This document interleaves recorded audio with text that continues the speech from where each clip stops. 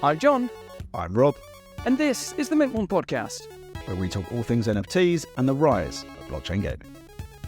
So Rob, real money trading has been a problem in video games for decades, but can Web3 solve it? There's certainly a case for it. Let's discuss.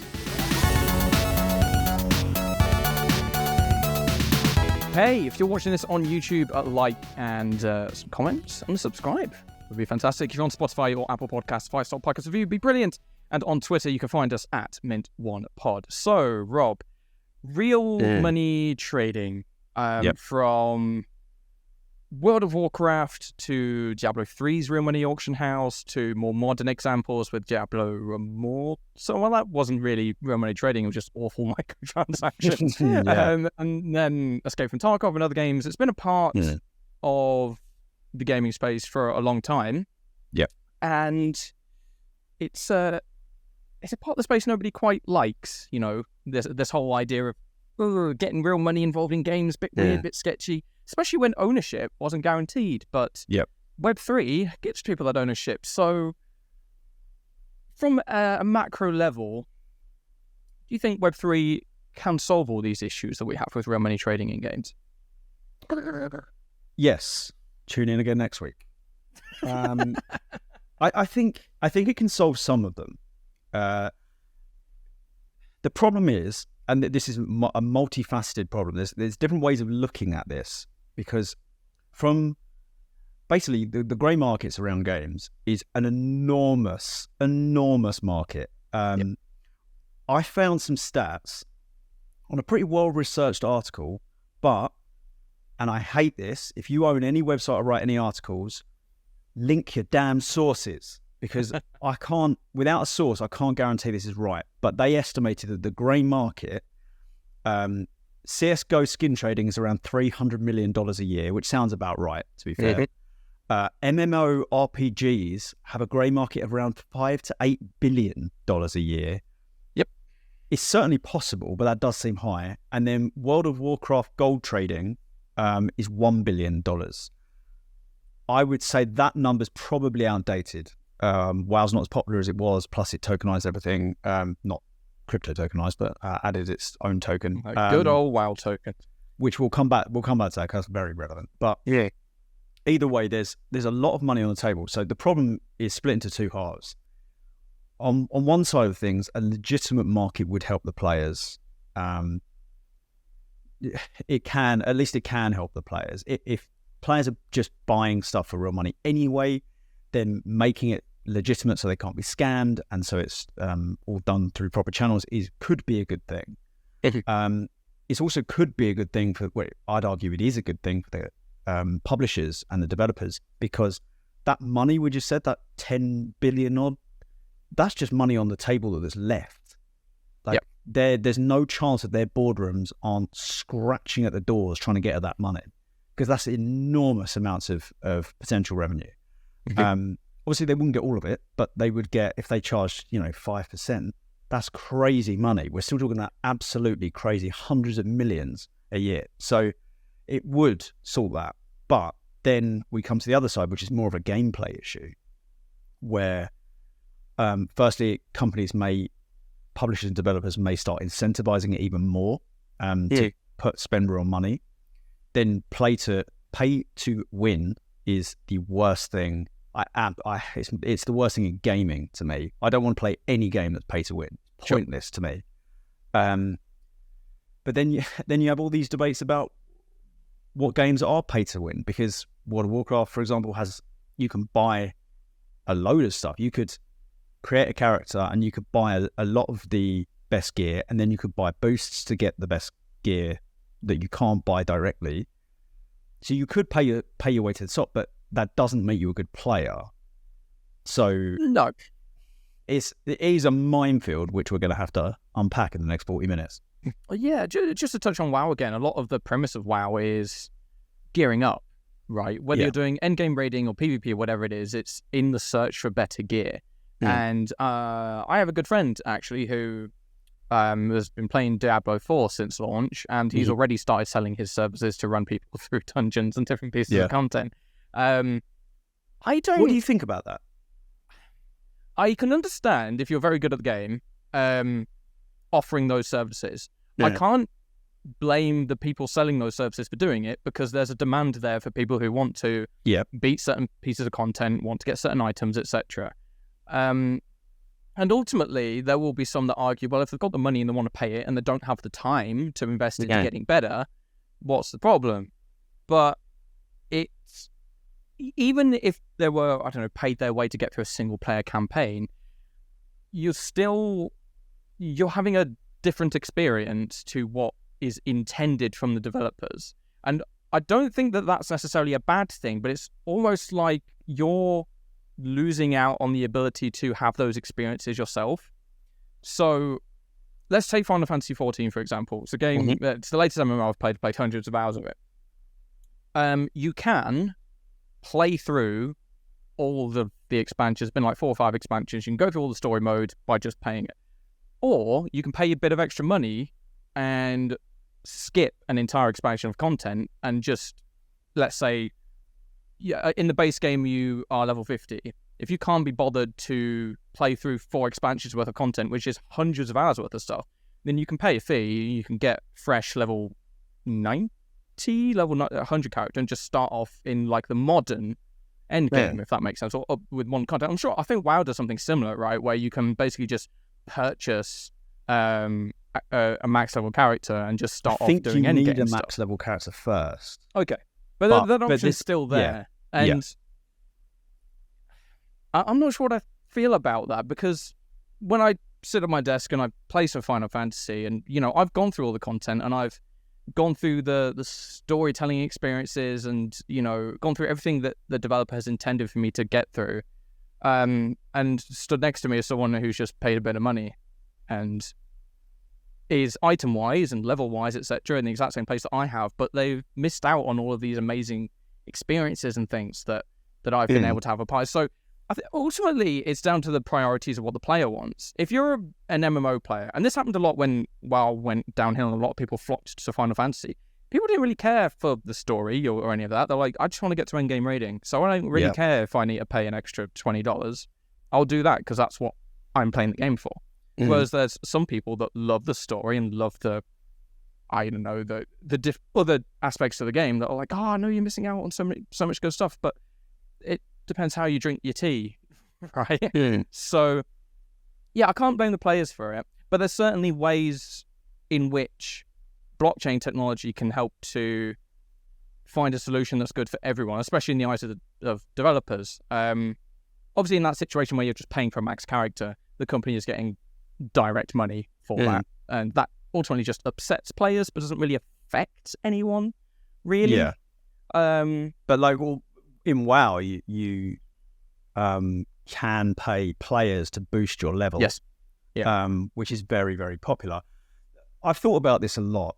I think classic WoW it's very interesting to me to look at how gaming had evolved, because I played WoW when it first came out in 2004. I then played classic WoW when it was re-released in 2019, and the differences was wild. Like for 15-year gap, the differences were just crazy in a lot of different ways. And one of the ways is how players play the game. And I think when it comes to boosting and real money trading, it isn't always ideal, but it's kind of, the milk has already been spilt. You can't get it back in the bottle. This is how people play now, and I'm part of that problem. I'm now entitled. I remember I leveled one character in WoW Classic. It's COVID. I lived on my own at the time. Lockdown. Wonderful days where I was getting up at 5 a.m, working until like 11, 12, and then I just play WoW for ages. It was just great. But I got one character to max level, and then the other ones I don't. Anything else I wanted to play, I'd boost. I'd pay real money to. I generally pay in-game money, but then I would buy in-game money through real money trading. Like I interact with real money trading. I interact with the grey markets. I breach the terms and conditions of these games, and I have done for years. I did it. I got banned from EVE Online. I got banned in 2003 because I bought a ship on a real money trading site because mine got blown up and I couldn't afford to replace it. So I went and bought one off a website and consequently got banned. But it's not going anywhere. You can't get rid of it now. No, because people have got used to a certain way of life where they can. And so there's certain, you touched on it, there's certainly an argument for like people like me, right? I work a lot of hours. I've got a son. I've got lots of, I'm not the teenager where I can just play for 18 hours a day. Yeah. I have to do other stuff now and I can't. So again, we'll just go back to WoW because I think it's one of the easiest examples to explain.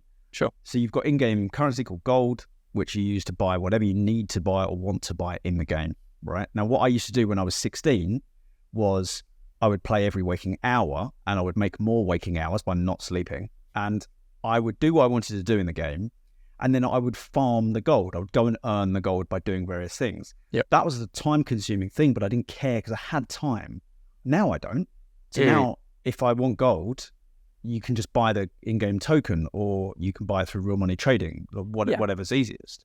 Well, I think that was... What am I meant to do? Like, I don't have the time otherwise. I think that was kind of Blizzard's main impetus for putting the WoW token in the game is like, well, we're not getting kickback for all of these, against TOS real money trades that are happening. So why don't we just put effectively a legal form of real money trading into the game and we can profit off of it? That is 100% what they were thinking.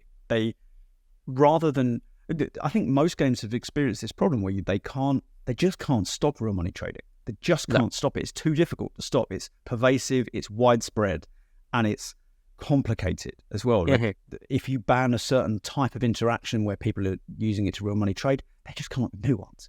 I mean, you've constantly got to have a team chasing people. It's just too much work. So WoW was like, skip that. Let's just give people a legitimate way with no risk of ban and hope that they flock to that. And most, I think, probably do. So this is where, that's perhaps an argument for blockchain solving real money trading as an issue, is because Blizzard has already shown that it can be effective, but the players don't love it. Yes. So the WoW token did solve, or at least partially solve, that whole real money trading aspect. But it was also like gameplay, or how that affected certain aspects of the gameplay that I don't know if the Blizzard didn't exactly anticipate or didn't expect as much backlash on, that I think was the real problem with the implementation of WoW token for a lot of people. This kind of idea that you could just drop a couple of $100 and then, I'm in endgame now because I'll just pay a load of people to run me through dungeons and raids. And but ultimately that's like a gameplay or kind of a development-based problem. Like I think there's ways from a development standpoint to still have the ability to have, let's say, a WoW token in the game, but to build the game in a way that you can't just pay money to get through all the content. But I mean, ultimately, real money trading mostly splits off into three strands. There's the purchase and sale of currency, so WoW gold, or Gil in Final Fantasy or whatever. There's account selling, so buying and selling accounts. And then what was the third one? I think I was going to say skins, but I'm sure there was another one. Skins or items. Skins or items. There's also the idea of like paying other people to run through content, which I don't think that's something that can be solved. Like, let's say, for example, if my friend who's running people through Diablo 4 content right now, all of the payment and transactions isn't happening anywhere near Diablo's servers or content. It's happening from someone's bank account to someone else's PayPal account, and then they do a dungeon together in game. How do game developers combat that? I don't know. But in terms of currency, items, and accounts, there's certainly ways in which I think blockchain tech can maybe not solve entirely, but at least go a distance to help solving the problem. I don't like account selling. I generally, I'm not a fan of that. I think if that could be stopped without me being upset about it. That's been a huge problem in a lot of games. I know back when I played League of Legends, that was a big problem because beta accounts from like 2009 had skins on that were just impossible to get.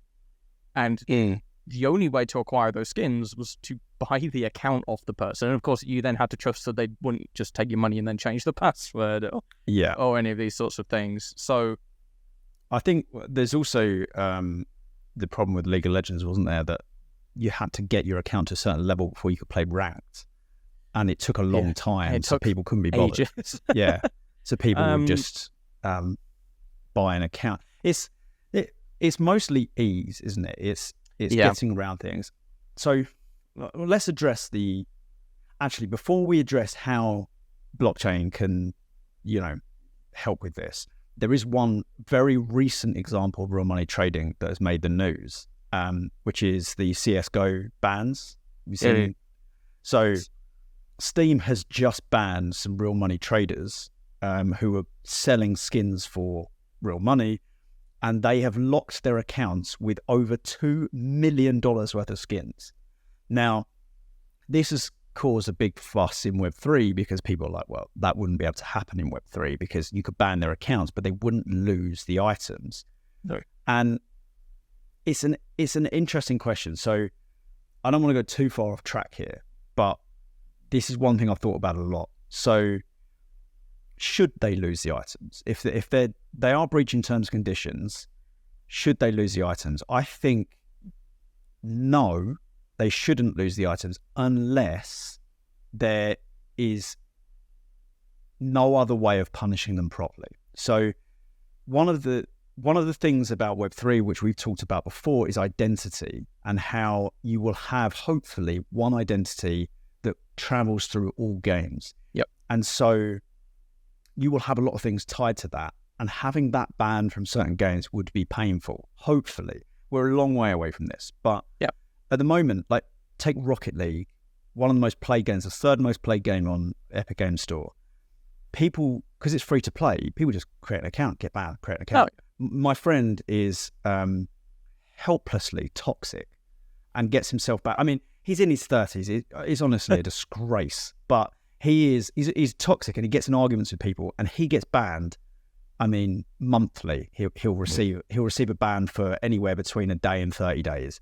And he's got like 9 accounts because of who cares? You just he doesn't care much about the skins, so he just switches accounts. So when these people are selling these skins, what we need to make sure is that their identity would take a hit if they breach terms and conditions, and if it doesn't, then the only way they can punish them is by keeping the skins that they had. But I don't generally like that. I think, if these skins, we're now on to the topic of how Web3 helps with this. Yeah. But if those CSGO skins were NFTs, they would be in the user's wallet, and they're untouchable by the game's developer. The game can ban that wallet from playing that game. But they shouldn't be able to just take the NFTs or lock the NFTs away. No. I think something that has a strand of similarity to this is, I think if those items were obtained legitimately, and by legitimately I mean they weren't, they were from like a code-based idea. So I know there's some kind of exploit, and for whatever reason they can generate NFT. Like, if that was the case, then I think developers should be able to step in and prevent something like that. But if someone manages to purchase a skin from somebody else using real money, I would argue that skin hasn't been obtained illegitimately. It's just been obtained in a way that the developers don't like. So let's say an account were to be banned. I agree that those NFTs shouldn't be locked away or be unable for other people to get them. I kind of like what OpenSea and Blur do with like stolen NFTs. So if they suspect that someone's account's been hacked and transferred to another account for like no money or sold very cheap, then they'll apply a tag that says, hey, we suspect this NFT is stolen.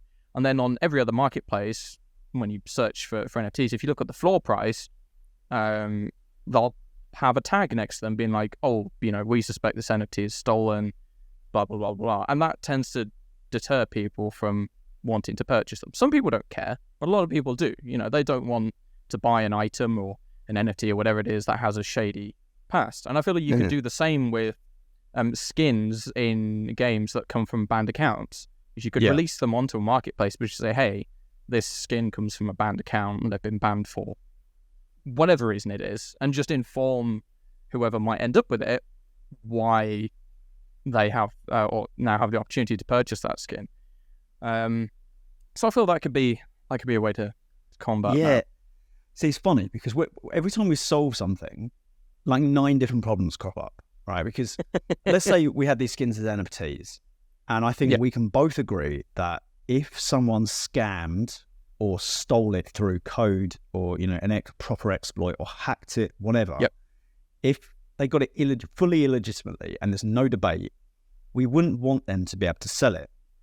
But if we give the game's publishers or developers the power to take those NFTs away or to stop those NFTs from being traded, it's no longer trustless, and we're losing a lot of the benefits of blockchain in the first place. So I agree. I like what OpenSea and Blur have done because that plays into the transparency. It utilizes the transparency of blockchain rather than prohibiting certain actions, which feels to me like it would encroach on what is kind of at the heart of blockchain. Go on. I'm just going to add, I feel using the CSGO example, it's a strange one because CSGO has such an odd love-hate relationship with real money trading for such a long time. Like when it strands into gambling and lotteries and things, they take a more aggressive stance against it. But if it's just people buying and selling skins, they're usually quite hands-off, unless it is, you know, very egregious, and, you know, the examples of the accounts you've given that they've just banned. But they don't seem to have, there's no line there. There's this weird kind of, we kind of accept it, but if you do it too much, then we don't like it.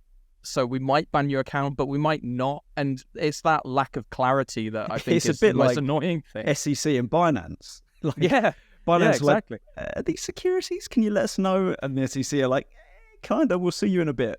Like, there's no sort of, I think Steam would really benefit, even if they didn't tokenize it, even if they didn't use blockchain, they would benefit from legitimizing the whole thing. And even taking a fee, they could make a real profit off it. But at least it would be legitimate. And everybody knows, everybody knows that their skins are being sold. Like that $300 million a year estimate, it sounds absolutely accurate to me. Yeah. But also, when you see these really high, how much did one sell for recently? 6 figures, right? Oh, 7 figures maybe. I think it was 7 figures. Was it 7 figures? Well, it was an absolute fortune. Doesn't matter. A lot of money. It was an absolute fortune. It's the most expensive skin ever sold, right? But the person who sold it, the person who bought it, how much it was and what skin it was all public information. So if Steam didn't like it, they could have just banned that guy and mugged him off in a way that few people could ever replicate. Just screwed that guy out of a fortune and a skin. The Steam would never do that. There's so much positive press. So much exactly. This item is worth so much money. Our game is so great, right? So Steam, the people that don't want to go anywhere near blockchain, they're already pointing at NFTs. They are pointing at NFTs. They know that in-game items, even without proper utility, have value to the players, right? Based on rarity mainly. Yeah. So it just seems like the logical next step is to make digital items something that people can trade on a white market rather than a grey market, and then doing that requires it to be a real asset rather than some little file on a server that can just be deleted by the developers at any point. So it's just 2 steps. It's 1 step into a white market and the next step into turning these skins into an actual digital asset, which we've not been able to do until blockchain. I got quite ranty there, but it just feels like the logical next step for me. And I've been thinking this for so long, like literally years I've been saying this, and it doesn't feel like we're any closer, at least with Steam. Epic Games Store perhaps will be the first to do that. They've danced around it with Fortnite and Nike with the dot swoosh, which was a little disappointing. That dot swoosh was hinting that it was going to be NFTs in that Fortnite server, but doesn't look like it is. It looks like it's an achievement on your Web3 account, whatever that is. I don't even know if that's tokenized, but we're creeping towards it. It's interesting developments, and we talked in the past about Fortnite being perfect to base a metaverse. Well, Sweeney even calls it a metaverse. Yeah, exactly. And so we're making steps towards that possibly becoming the case. soon. Can I do a quick diversion? Sure. Really, really far, of course, right? So I thought I'd have a look and see if there were any news articles on real money trading. Because I'd seen the CSGO one. You mentioned Tarkov, which we'll come back to and unpack what that is, because we haven't yet. And I saw Final Fantasy XIV, the MMO, which you've played a ton of. I've played a little bit of. And I saw that in October 2022, they sent out a massive ban wave. They were banning real money traders. And then I saw the best story I've seen in a long time about a game. Have you seen the billboard story? Yes. I mean, this blew my mind. So for anyone that doesn't know this story, right, there's a guy correct me if I'm wrong on any of these details. Yeah, sure. There's a guy in Final Fantasy XIV, the MMO, that runs an erotic roleplay club that players can just, mosey on into this club and engage in some erotic roleplay. Each to their own, right? I'm not shaming him for that. He's got a fan base for it. But he put up billboards in Texas advertising his erotic roleplay club in Final Fantasy. That is amazing. And the Square Enix didn't like it, apparently. Oh, that doesn't surprise me at all that they didn't like a billboard that had their logo on it. Hey, erotic roleplay. I mean, no, I don't blame them either. I don't think anyone's in the wrong there, but we kind of made it, again, quite jokey about it, but this whole setup was strangely professional. Like, there was staff being paid money and a whole setup, and it was a little business. Yeah, it was effectively a virtual business. Insane. It's incredible. And then if if people are paying to be a part of this club, which that was insinuated, I don't know if that's true, but that was insinuated that part of the problem Square Enix had with it is that people were paying to join, which is real money trading. So it gets very, very messy around there. But that's actually another thing we should talk about is services as real money trading. So people sell guides and stuff. Is that real money trading? So there's a kind of something that's sort of related to this in what I'm doing right now. So as some of you know, and of course Rob, I've been doing a lot of sim racing lately. And of course, if you go into a race, you can set up your car however you like. It's incredibly detailed, etc. Blah blah blah blah. However, there's dozens of services out there, and I use one called VRS, which is basically a setup shop where you just pay them a monthly fee, and they have setups for every car on every circuit. Yeah. So the developers don't have a problem with that, but I would assume developers in other games might do.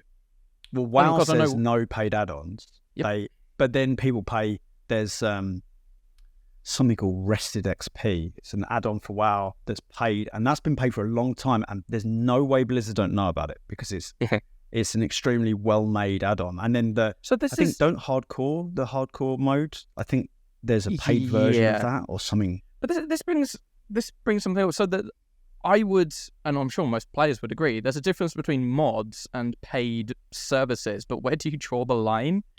It's like there's mods out there that are paid mods that some developers think are fine, whereas there's other games, for example Final Fantasy, which are like, if you do it, don't show us. If you show us that you're using any paid services or add-ons at all, we'll ban your account immediately.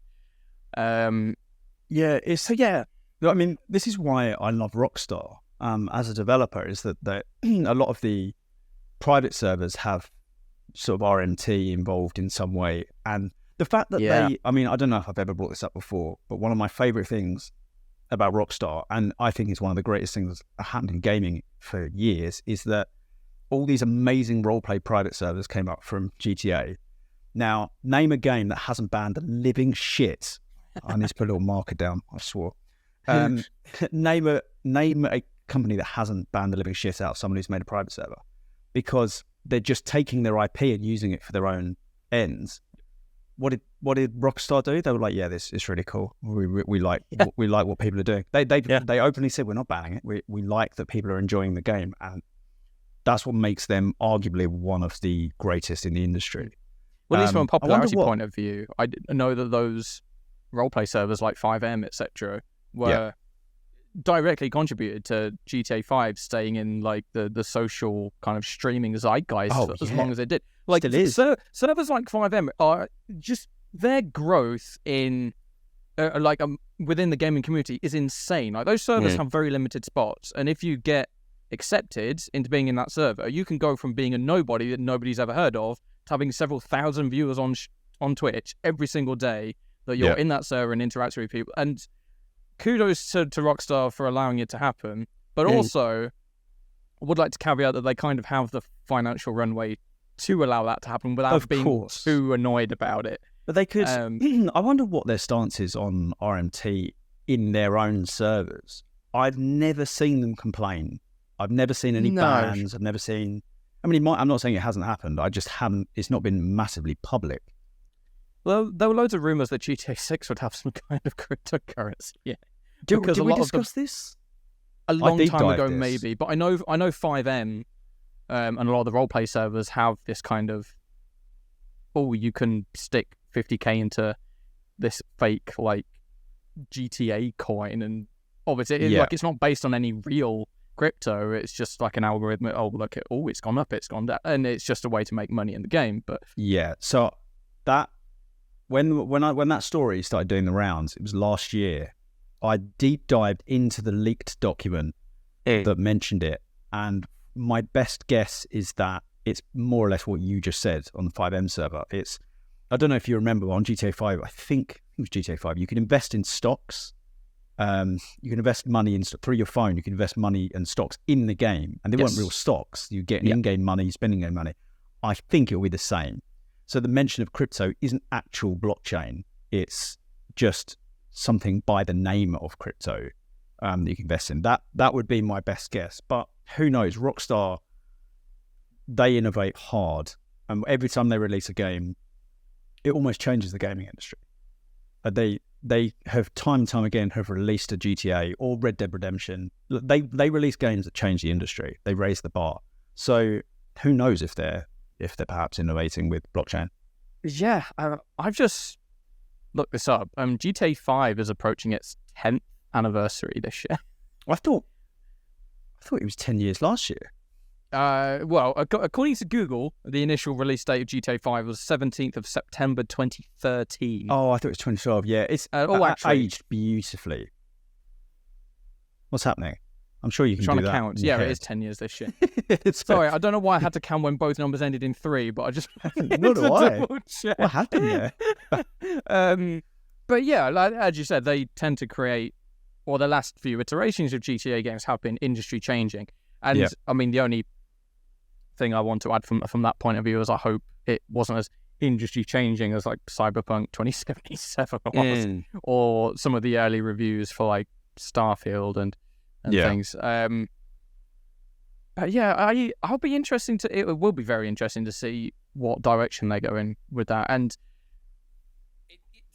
I don't think there's a release date announced for it, but it's going to be right on that kind of precipice where a lot of game companies, a lot of like Sony, for example, and I'm sure Microsoft are looking at this as well, are experimenting with ideas for Web3 integrations and blockchain integrations. So with Grand Theft Auto being, Rockstar's leading franchise and one of gaming's leading franchises, might not be in the game initially, but who knows what they might want to do down the line. Yeah, I wouldn't be surprised if the thing is with GTA is it hasn't been a problem until recently because it hasn't really been an MMO, whereas now it pretty much is an MMO. I mean, even the non-private servers border an MMO, if not an MMO already. Yeah. So I can only imagine the next one is going to be an extension. Like, they don't usually strip stuff back; they just add more on. Yep. So that's when real money trading starts to come in. I mean, what if there are missions that give really cool rewards that players can't complete on their own? Like, if you're bad at the game, you just can't do it. Like that old GTA 3 train mission that was an absolute nightmare, or that drone mission that maybe want to chuck my controller out the window. So you could see more real money trading. So it'd be interesting to see what Rockstar does about it. If anything, they seem very hands-off to me. I can't imagine them caring. But whether they facilitate it, which is the question. I mean, you've always been able to buy money in GTA Online on GTA 5, so they've had that aspect to it. But in terms of like items. There wasn't really like I don't know. I don't think so. Like you've got obviously your gun shops and your car shops in game, and obviously with more modern GTAs, there's been more an emphasis on the variety of like clothing options and various other bits and pieces. So there's roots in there. But Nike's partnered with Rockstar, and now you can get your Air Jordans. I wouldn't be surprised to see that. Honestly, wouldn't be surprised to see that now. So especially given that they've now got EA Sports and Fortnite. Don't remind me. they've gone two of the biggest directions they could have gone straight off the bat. So it wouldn't surprise me if they went for the hat trick and went for another major game. Although EA Sports FC is not that far away, is it? I don't know. I imagine they're going to do one this year. They might not do, actually. I don't imagine you'll see it in game this year or this version. Apparently they're doing. Okay, so there's playtesting and closed beta access middle of July. Oh, so interesting. I don't think it. I think the first one's Madden, isn't it? The first one with so. Nike.swoosh NFT trainers is okay. Before we start heading down the road of closing this, Tarkov is more or less what prompted this discussion. Yes. So, do you want to explain what happened there with real money trading? So there's a few things that brought this to mind. It was actually spurned by the recent issue that they've had with people cheating. Right. And the fact that that's driven tons of people out of the game. But that's kind of compounded the fact that players were able to purchase items that, if killed, they would drop and other people could pick up. Yeah. And then obviously if the game's full of cheaters and people leave, then those virtual items you purchase are worth even less. Yeah. But anyway, so in Tarkov you have, for those that don't play it, it's an extraction-based FPS. There'll be various, I'm going to call them seasons. They don't call them seasons in the game, but you know what I mean. Where basically everyone starts off as a fresh character, and using real money, you can purchase particular items, guns, etc. Tarkov is incredibly detail-oriented. So, in some games you just have, your bog standard AK and that's it. But no, in a game like Tarkov, where I think it's the AK-74, they have it's like, well, there's all of these site options, there's all these stock options, there's all of this. And they try to ascribe to realism as much as possible. So different injuries require different bandages and medical treatments. And, there's a mini-map, and they try and go this head-on, like, we want to be uber competitive, uber realistic, blah, blah, blah. So it's a game where people, because, that realism aspect has always been something people like, with like DayZ and Escape from Tarkov now, and other games, people are willing to pay the money to get an advantage set. But again, those items are not owned by the people that buy them. They're owned by, they're not owned. They're ascribed to an account, which the player doesn't own. They just it's not like they can go and sell that item to someone else. No, they have access. There is people that have tried. For example, you can, if you wanted to sell an item to somebody else, buy it yourself, find this person in a map, and deliberately die, and then they can loot your body, and they now have that item that you've purchased. Those things are slightly trickier to do in a game like Tarkov because of the nature of the realism and having to travel stupid distances to go and find people. But it's still possible, and people are finding ways to do it. But it kind of shocked me how many people are willing to spend that amount of money with something that they know won't have any use after, like it has a limited time of use. And I suppose this is, to me, reminds me of like season passes. To me, like, I don't buy Fortnite season passes, but I don't necessarily understand why some people are willing to spend like $15 on a pass that they know is going to give them no benefit after 3 months. Like, they might get some exclusive skins and stuff in the meantime, but it's nothing meaningful. But again, this returns me to my point from earlier. Yeah, iRacing's the worst. So, iRacing, it's either a monthly subscription, or you can pay for like 2 years up front. I pay for 2 years up front. It was like was $20. I can't remember the exact amount. I got an offer on it. But then that only gives you access to the quote unquote free content. So then you get access to all of the rookie content, which you can get your rookie race licenses. Once you upgrade from rookie, all the other license classes, so D, C, B, and A, virtually every track and every car you have to pay an additional fee for. Each track is usually about $15, and each car 12-ish. Good God. So I'm racing GT3s right now, and at the start of the season, I had to, because they run these like 12-week seasons, I had to look at the start of the season, okay, how many of these tracks do I own out of the 12 that we're going to race on?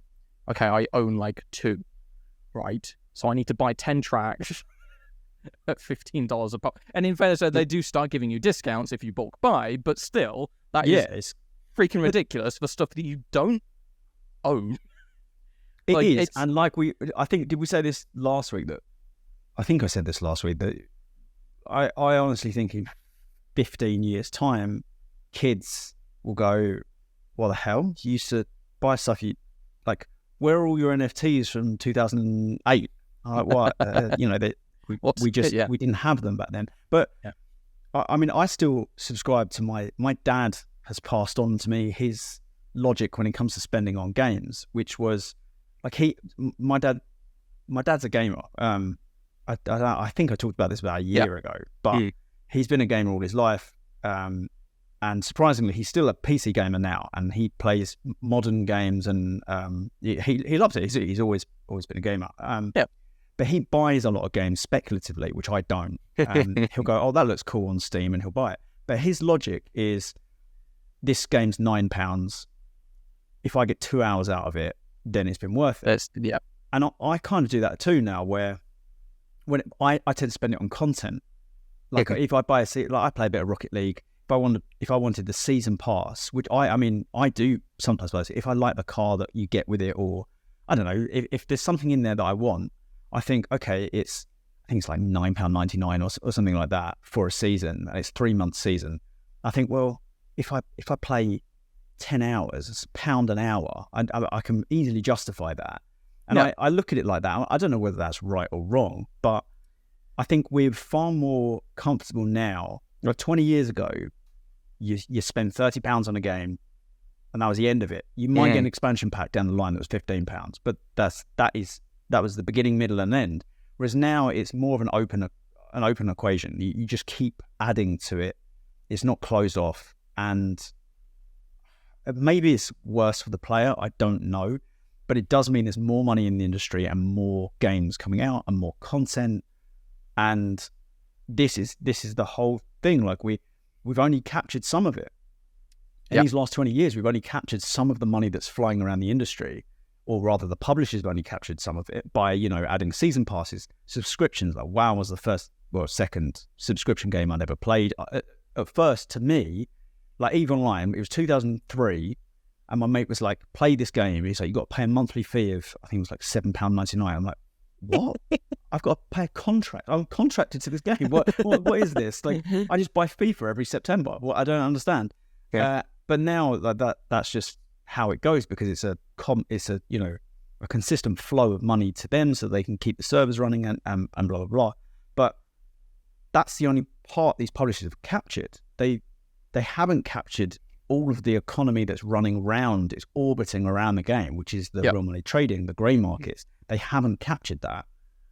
And that's where I think we are now, where blockchain could facilitate capturing it in a legitimate way and a trackable way.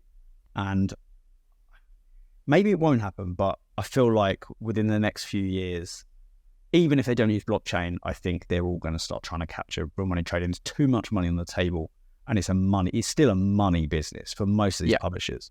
I mean, ultimately, the ideal implementation of Web3 into gaming would be a win-win for both the developers and the players. I believe so, That's what we like to ascribe to.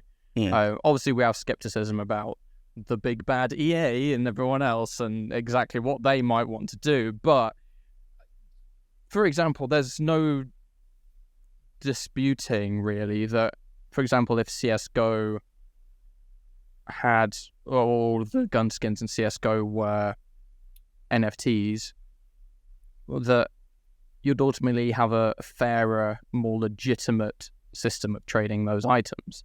You know, the developers get a small kickback, which means they're okay with it. Players and people willing to buy get trusted platforms that they can use rather than this, is this site dodgy or not? I don't know. And that can be a win-win for everyone. But are all developers on board with that idea? No. Do I think more of them are starting to explore it? Yes. But do I think that's going to lead to any meaningful change in the next 6 to 12 months? Time will tell. I think Sorry, go on. No, I'm just going to add to that I think what's most likely to happen is that the first iteration of this rolling out, like a real money trading marketplace, a white market, will be exactly what we'd hope for. If it were to be implemented, I think it'll be, 4% fee, fair enough. They don't charge you anything else. And then I think they'll just gradually ramp it up year on year. Oh, we've had to up it to 5% server costs. And then it's like, you have to pay a yearly subscription to join the marketplace. And then there'll be like seller fees plus the market fee plus the subscription. I think they could layer it on, but I think the first iteration will be how we hope it will be. That's not what we've got to worry about. We've got to worry about how they evolve it into something that's even more profitable. Yeah. And I think for a game like Fortnite, we have to bear in mind that adopting a blockchain-powered item model would directly fly in the face of their current model, where it's like, this skin's only going to be available for 1 week in our rotating item shop and never available again. And if that item is suddenly tradable, then that kind of diminishes this kind of perceived value people have of the rarity of that item. You could always implement the soulbound thing that we talked about, what Vitalik but then talks about. But then you have the problem of account trading again. Yeah, I mean, every solution has like 9 problems attached. Yeah. But I still think it's a step forward. Yes. That's the real takeaway, is that it could, to make a real money trading white market would be a step forward. Yeah. And to use blockchain to do it would be a big evolution on what we currently have. Yeah. And at the end of the day, for us as gamers, it should be a net positive rather than a negative. We're already in a scenario where microtransactions and items you don't own and developers can take away at any time is a rampant issue. And if blockchain and NFT tech can help to steer us back on the right path, then that should be something we're all for. Yeah. So, okay. Well, I think we did a fairly good job of unpacking that. Let us know in the comments if we were terrible. I think we covered a lot of ground there. Yeah, I feel like it's a touchy subject for a lot of people. I think for us being in the Web3 space, it's like, this is an obvious solution. But for people that may have only seen Bored Apes and CryptoPunks, it's like, I don't want NFTs in my games. What are you talking about? Yeah, we still need to rehabilitate the image of Web3, I think, in the eyes of the traditional gamer. Yeah, well, hopefully this podcast goes a small way. Yeah, we'll take those baby steps. It's fine. But there we go. Episode 70 of the Men One podcast. That's a big number. Rob, where can we find you? You can find me at tokengamer.io for the latest blockchain gaming news, metaverse news, and we now are touching on AI within gaming as well. The app, of course, Token Gamer on iOS and Android, where you can get the news on the website plus analytics for your Polygon or Wax wallets. And then just all the socials at Token Gamer News, Twitter, YouTube, LinkedIn. You know. Is anyone still here at this point? I don't know anymore. But I'll still say it. John, where can people find you? So for the latest Web3 and NFT, blockchain gaming news, all that good stuff is at NFTinsider_IO or at NFTinsider_IO. Did I say NFTinsider_IO was the URL? Yeah, that clearly isn't the case. .io as the URL. Yes, _IO. I don't remember what socials. And then for me personally, it's at hydropowered HYDROPWRD on pretty much everything. Twitter is the best one. I don't know if anyone's still listening. I'd love to look into our analytics and see how many people actually watch the last few minutes. Surely we can do that. Surely we can find out what the average minute people check out. Someone does, I'm sure. I reckon we got 2 or 3 that are just They're like, they want to rack up the minutes. You know what I want to see is at the end of this year, I want to see, you know, the Spotify Wrapped. Yes. I want to see if it says like, you are the number one listener of Mint One. We got to find that. That should be our goal. Yeah. We have to find who the number one listener is. Yeah, I'm sure. Well, hey, if you're out there, you'll believe you're the number one. You're a weekly listener to these podcasts, and jump in our Discord, let us know. We always like to chat to you guys. We'll send you something. How vague. Yeah, we'll send you something. I don't know, like a card. Brilliant. Awesome. We'll write you a card, not an NFT card, like a card in the post. We'll pop to Clinton's. Thank you for your support on our podcast. I imagine Clinton's does that by now. Yeah, I wouldn't be surprised actually. Oh, anyway, this has been the most bizarre and intro podcast we've had in a while. Thank you, everybody. Only 2 people listening. Thank you, everybody, for watching episode 70 of the Mint One podcast. As we said, if you're on YouTube, like, comment, subscribe. On Apple and Spotify, 5-star podcast review, and follow us on Twitter at Mint1Pod. Thank you very much for listening, everybody, and we hope you tune in again next week.